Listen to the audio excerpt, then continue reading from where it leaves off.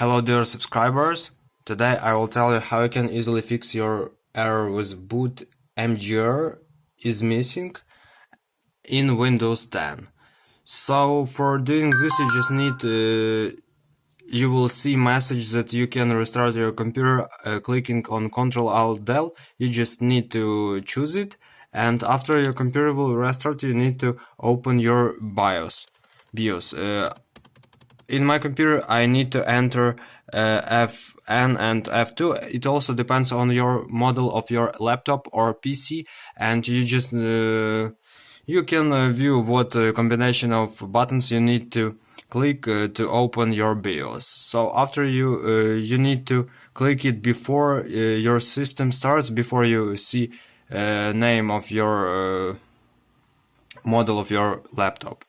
And after you choose it, you go to boot, and here in boot device priority you need to choose, so here you can see that I also haven't CD or DVD-ROM, that's why I haven't only HDD. So if you have many devices connected to your PC or laptop, you just need to get first in priority HDD hard disk here, second CD-ROM, and other maybe wherever you want.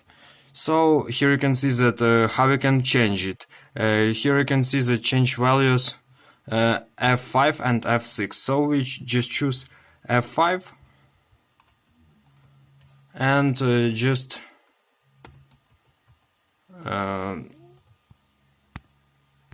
so we click on F5 and we also change priority. So after we go to network, we just click F5 and we just change it to second.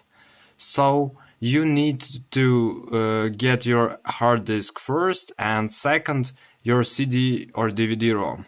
So after you do it, just click on, here you can see F10 for saving and for exit.